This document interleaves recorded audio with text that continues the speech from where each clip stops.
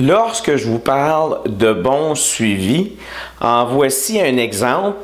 CAA, lorsqu'ils accréditent leur entrepreneur, il y a un sondage qui appelle un sondage d'accréditation qui est fait auprès de mes clients. Donc, CAA viennent dans mes dossiers, sortent plusieurs noms de clients et font un sondage. Voici les questions qu'ils posent aux clients et en même temps, je vais vous donner les notes reçues.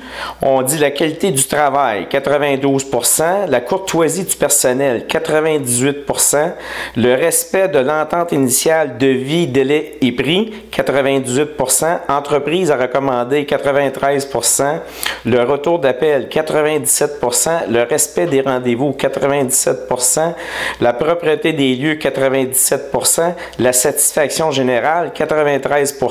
Et ce que j'aime bien, la petite note que CAA a mis en bas, c'est ces résultats vous sont offerts par le CAA à titre d'outils de gestion de la qualité. Donc, quand je vous parle d'outils puis de se créer ou d'avoir des documents pour nous aider, c'en est un exemple parfaite. C'est un outil qui nous permet de savoir nos forces, nos faiblesses et nous donne la chance de s'améliorer sur celle-ci.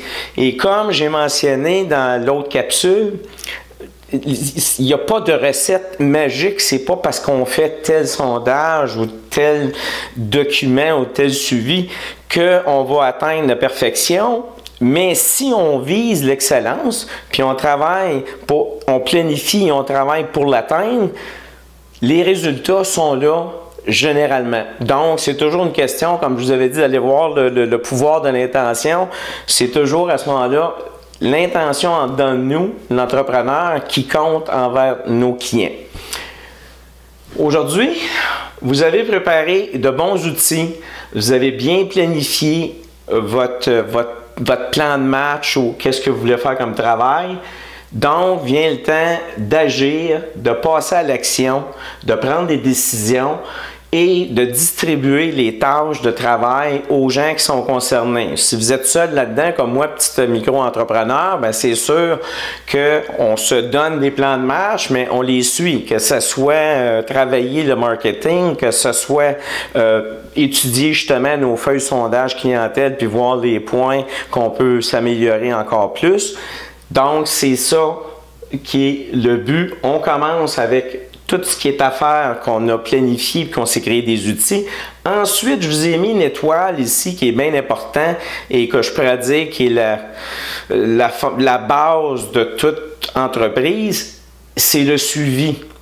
Parce que, comme le document que je viens de vous montrer, si je fais juste le lire puis je regarde les points qui sont faibles ou les commentaires des clients, parce qu'ils donnent des commentaires de clients aussi que les gens ont donnés, si on ne prend pas le temps de s'asseoir, de le regarder, de préparer, donc on ne fait pas le suivi, on a beau avoir des bons outils dans les mains, mais si on les laisse dans le classeur, ça ne sert pas à grand-chose. Donc, le suivi, c'est observer, communiquer, complimenter, motiver, évaluer, analyser, assurez-vous du bon fonctionnement. Donc, vous avez fait un plan de match. Ensuite, ce qui est important, c'est quand que les décisions sont faites, l'action est lancée, qu'est-ce qu'on a comme résultat au fur et à mesure?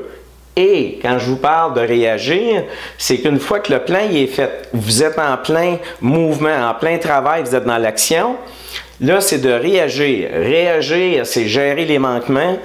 Imaginez, visualisez de meilleurs outils ou meilleures façons de faire. Donc, quand vous êtes en train de faire votre plan de travail, puis vous êtes dedans, vous êtes en train de travailler ou les employés, c'est de voir s'il n'y aurait pas de meilleure façon de faire les choses plus efficaces et quand vous allez vous réasseoir pour faire une bonne planification dans votre plus ou moins 20% de planification, vous allez trouver sûrement des solutions pour aller mieux, puis aller plus rapide, puis plus de qualité et tout.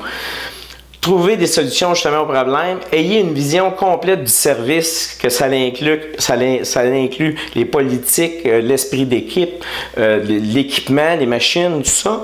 Donc, ayez une vue de tout ça parce que tout est important. Quand je vous parlais, si vous avez des machines qui ont besoin de changer l'huile dedans ou de l'encre ou quoi que ce soit et c'est négligé, vous allez avoir une répercussion sur le reste des employés ou le reste du travail que vous êtes enligné dans votre plan. Soyez attentif à toute la dynamique de la machine, en d'autres mots, de votre plan complet, de A à Z, et diriger, communiquer, motiver, encourager et remercier le personnel. Quand c'est vous-même, mais tapez-vous une petite tape dans le dos, puis soyez content des résultats que vous avez eus, même si vous êtes une personne tout seul. D'ailleurs, en parlant d'entrepreneur, puis en parlant de début, je vous lance un petit quiz avant que je vous donne la liste des qualités d'un bon gestionnaire. Qu'est-ce qu'ont en commun Bill Gates de Microsoft, Walt Disney de la compagnie Walt Disney et Steve Jobs de Apple? Quel fut au début un point marquant dans ces entreprises-là? Donc, je vous le dis à la fin de la liste des qualités d'un bon gestionnaire. Puis, je vous ai mis une note ici que si dans les qualités que je vous donne, il y a d'ailleurs les gens que je viens de vous nommer, les entrepreneurs qu'on connaît tous, n'ont pas été tout seuls, ils ont tous commencé avec des associés. Donc, ils ont travaillé avec la force de un et la force de l'autre, combinés ensemble, ont fait grandir l'entreprise et ils se sont rajoutés des génies et des personnes qualifiées dans le domaine au fur et à mesure que les entreprises ont grossi. Qualité d'un bon gestionnaire, sens de l'organisation, l'ordre et la propreté. On parle de collaboration et soutien. On a habileté de gestion, bonne relation humaine au point de vue des respects, la politesse, le savoir-vivre, équité, ça veut dire être juste avec les gens, flexibilité au point de vue que, justement, quand les documents changent, puis les règlements changent, les politiques, ben ça va être plus facile si la personne est prête là, à inflexible pour le changement. Parce que les gens qui sont très, très réticents au changement, ben, ça veut dire qu'ils n'apporteront pas des améliorations rapides dans leur entreprise. Tandis qu'une personne qui est flexible va vouloir toujours s'améliorer et quitte à faire des changements importants ici et là. Maturité, être responsable. Confiance en soi, très important. Capacité à suivre un système de gestion efficace. Vision globale et ouverte sur l'entreprise ou sur le domaine que nous sommes à travailler dedans. Communicateur, motivateur, afin de garder l'esprit d'équipe. Et discipliné, persévérant. Donc, s'il y a des politiques, des règlements à suivre, bien, il est sur la ligne et il n'y aura pas de zigzags qui vont se faire, là, qui vont changer trop les choses. Prochaine capsule, je vais vous parler encore une fois d'outils variés et un peu d'expérience sur mon côté et certains conseils. Quels ont en commun les trois entrepreneurs que je vous ai mentionnés? Ils ont tous commencé dans leur garage. Donc, ce fut un début très humble. Ici, on a le garage de où ce que c'est que HP, les ordinateurs, là, les produits qui sont, on voit tout HP sur les ordi qu'on a, les tourelles et autres.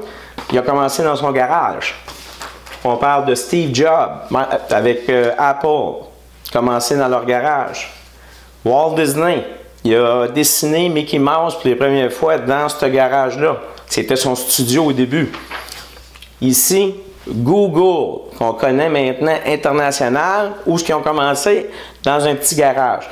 Donc, tout ça pour vous dire que on n'atteint pas le summum dans les débuts. Donc, il faut à ce moment-là, c'est pour ça que je mentionnais, de se mêler dans le domaine, d'apprendre, d'aller chercher des connaissances, des expériences de d'autres personnes qui sont dans le même domaine que nous et aussi d'avoir un côté visionnaire, donc d'être capable de faire des choses différentes, telles des capsules vidéo, pour se démarquer et pour aussi faire grandir le domaine dans lequel nous sommes. Alors, on se voit, ou plutôt vous me voyez à la prochaine capsule. Merci.